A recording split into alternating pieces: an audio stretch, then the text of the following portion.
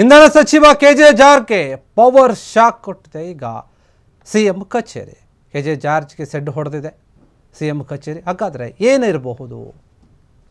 K J George ಅವರು ಈ ಹಿಂದೆ ಅವರು ರಾಜೀನಾಮೆ ಕೊಡ್ತಾರೆ ಎನ್ನುವಂತಹ ವಿಚಾರಗಳು ಕೇಳಿ ಬರ್ತಾ ಇತ್ತು. ಅದು ಸಿಎಂ ಪುತ್ರರವರ ಹಸ್ತಕ್ಷೇಪದ ವಿಚಾರವಾಗಿ. ಆದರೆ ಈಗ ಸಿಎಂ ಕಚೇರಿಯಿಂದಾನೇ ಇಂಧನ ಸಚಿವ ಅವರಿಗೆ ಶಾಕ್ ಕೊಟ್ಟಿರುವಂಥದ್ದು.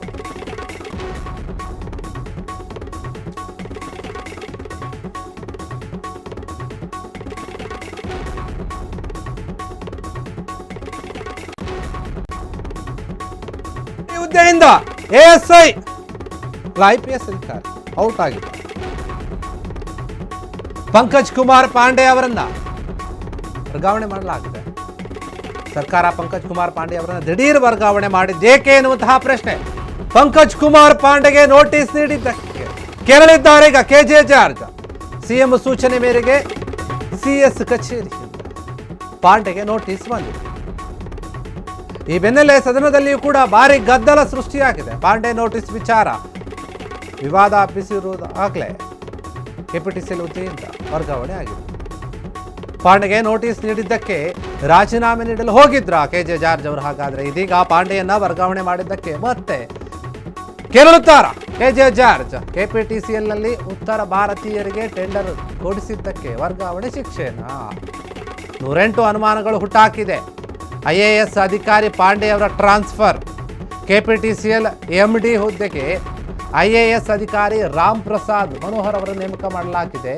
ಈ ಬದಲಾವಣೆಗೆ ಕೆಜೆ ಜಾರ್ಜ್ ಅವರು ಮುನಿಸಿಕೊಂಡಿದ್ದಾರೆ, ಕೋಪ ಮಾಡಿಕೊಂಡಿದ್ದಾರೆ. ಈ ವಿಚಾರವಾಗಿ ಅವರ ವರ್ಗಾವಣೆಯ ವಿಚಾರವನ್ನೇ ಇಟ್ಟುಕೊಂಡು ರಾಜೀನಾಮೆ ಕೊಡೋಕೆ ಮುಂದಾಗಿದ್ರ.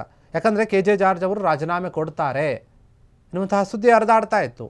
ಅವರು ಸ್ಪಷ್ಟವಾಗಿ ನಾನು ಯಾಕೆ ಕೊಡಲಿ ರಾಜೀನಾಮೆ ಅಂತ ಹೇಳಿದ್ರು ಕೂಡ. ಆದರೆ ಯಾವ ವಿಚಾರದಿಂದ ಇರ್ಬೋದು ಅಂತ ಈಗ ಇದು ಬೆಳಕಿಗೆ ಬರ್ತಾ ಇದೆ. ಇದರಿಂದ ಏನಾದರೂ ಕೆಜೆ ಜಾರ್ಜ್ ಅವರ ಮನಸ್ಸಿಗೆ ನೋವಾಗಿತ್ತಾ?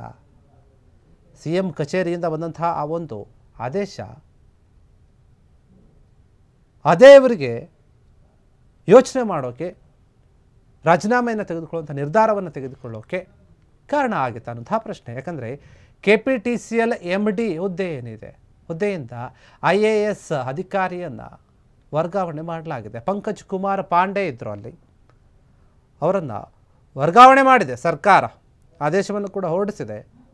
ಪಂಕಜ್ ಕುಮಾರ್ ಪಾಂಡೆ ಅವ್ರನ್ನ ದಿಢೀರಾಗಿ ವರ್ಗಾವಣೆ ಮಾಡೋಕ್ಕೆ ಏನು ಕಾರಣ ಇದೆ? ಯಾತಕ್ಕೋಸ್ಕರ ವರ್ಗಾವಣೆ ಮಾಡಿದ್ರು? ಟ್ರಾನ್ಸ್ಫರ್ ಮಾಡೋಕ್ಕೆ ಏನು ಕಾರಣ ಅಂತ ಈಗ ಕೆಜೆ ಜಾರ್ಜ್ ಅವರು ಕೂಡ ಸ್ವಲ್ಪ ಪ್ರಶ್ನೆ ಮಾಡ್ತಾ ಇದ್ದಾರೆ, ಕೋಪ ಮಾಡ್ಕೊಂಡಿದ್ದಾರೆ. ಪಂಕಜ್ ಕುಮಾರ್ ಅವರಿಗೆ ನೋಟಿಸನ್ನು ಕೂಡ ನೀಡಲಾಗಿದೆ. ಅದಕ್ಕೆ ಕೋಪ ಮಾಡಿಕೊಂಡ್ರ? ಸಿಎಂ ಸೂಚನೆಯ ಮೇರೆಗೆ ಕಚೇರಿಯಿಂದಾನೇ ಪಾಂಡೆಗೆ ನೋಟಿಸ್ ಬಂದಿದೆ. ನೋಟಿಸ್ ಬಂದಿರೋದ್ರಿಂದ ಅವರನ್ನು ವರ್ಗಾವಣೆ ಮಾಡಲಿ. ನೀವು ನೋಡ್ತಾ ಇದ್ದರೆ ಆದೇಶ ಪತ್ರವನ್ನು, ಅಧಿಕೃತವಾಗಿ ಆದೇಶವನ್ನು ಹೊರಡಿಸಿರುವಂಥದ್ದು. ಪಂಕಜ್ ಕುಮಾರ್ ಪಾಂಡೆ ಅವರ ವರ್ಗಾವಣೆಗೆ ಕಾರಣ ಏನು ಅಂತ ಇನ್ನೂ ತಿಳಿದು ಬಂದಿಲ್ಲ. ಆದರೆ ದಿಢೀರ್ ಅಂತ ಯಾಕೆ ಅವರನ್ನು ತೆಗೆದಾಕಿ ಬೇರೆಯವ್ರನ್ನ ತಂದು ಕೂರಿಸಿದ್ದಾರೆ ಅಲ್ಲಿ.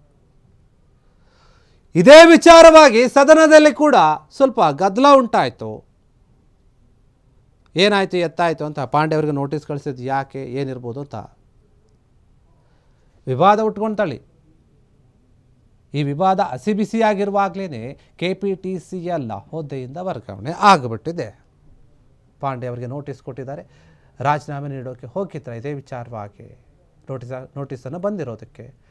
ಇನ್ನು ಪಾಂಡೆ ಅವ್ರನ್ನ ತೆಗೆದುಹಾಕಿದ್ರಲ್ಲ, ಅದರಿಂದ ಕೆಜೆ ಜಾರ್ಜ್ ಅವರು ಅಸಮಾಧಾನಗೊಂಡಿದ್ದಾರೆ ಎನ್ನುವಂಥ ವಿಚಾರಗಳು ಕೂಡ ಕೇಳಿ ಬರ್ತಾ ಇದೆ. ಅಷ್ಟೇ ಅಲ್ಲ, ಕೆಪಿಟಿಸಿಎಲ್ನಲ್ಲಿ ಉತ್ತರ ಭಾರತೀಯರಿಗೆ ಟೆಂಡರ್ ಕೊಡಿಸಿದ್ದಕ್ಕೇ ಈ ವರ್ಗಾವಣೆ ಶಿಕ್ಷೆಯನ್ನು ಕೊಡಲಾಯ್ತಾ ಅನ್ನುವಂಥ ಪ್ರಶ್ನೆ ಕೂಡ ಇದೆ. 108 ಅನುಮಾನಗಳನ್ನು ಹುಟ್ಟಾಕ್ತಾ ಇದೆ. IAS ಅಧಿಕಾರಿ ಪಾಂಡೆ ಅವರನ್ನು ಟ್ರಾನ್ಸ್ಫರ್ ಮಾಡಿದಂತಹ ವಿಚಾರ ಏನಿರಬಹುದು, ಯಾಕಿರಬಹುದು ಅಂತ ಹೇಳಿ. ಇನ್ನು ಇವ್ರನ್ನ ತೆಗೆದುಹಾಕಿದ ಮೇಲೆ ಅವ್ರ ಜಾಗ ಖಾಲಿ ಇರುತ್ತಲ್ಲ, ಅದಕ್ಕೆ ಯಾರನ್ನಾರು ತಂದು ಕೂರಿಸ್ಬೇಕು. ಅಲ್ಲೀಗ ಕೆಪಿಟಿಸಿಎಲ್ MD ಆಗಿ ಇರುವಂಥವರು IAS ಅಧಿಕಾರಿ ರಾಮ್ ಪ್ರಸಾದ್ ಮನೋಹರ್ ಏನಿದ್ದಾರೆ, ಅವರನ್ನು ನೇಮಕ ಮಾಡಿದ್ದಾರೆ. ಅವರನ್ನು ಪಾಂಡೆ ಅವರ ಜಾಗದಲ್ಲಿ ತಂದು ಪ್ರಸಾದ್ ಮನೋಹರ್ ಏನಿದ್ದಾರೆ, ರಾಮ್ ಪ್ರಸಾದ್ ಮನೋಹರ್ ಅವರನ್ನು ತಂದು ಕೂರಿಸಿದ್ದಾರೆ. ನೂತನ MD ಆಗಿ ನೇಮಕ ಮಾಡಿದ್ದಾರೆ.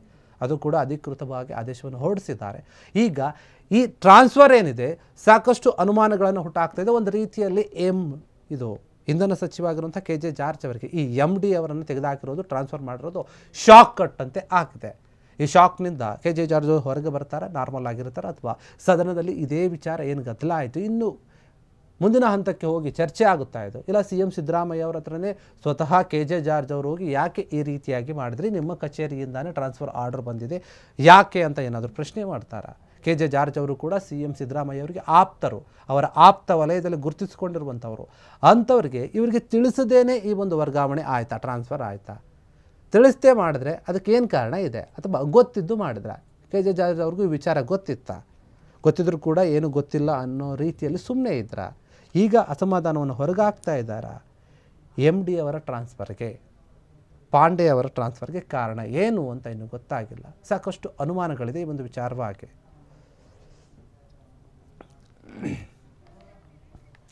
ಕ್ಷಣ ಕ್ಷಣದ ಸುದ್ದಿಗಳಿಗಾಗಿ ಫ್ರೀಡಂ ಟಿವಿ ಸಬ್ಸ್ಕ್ರೈಬ್ ಮಾಡಿ, ಲೈಕ್ ಮಾಡಿ ಹಾಗೂ ಫಾಲೋ ಮಾಡಿ.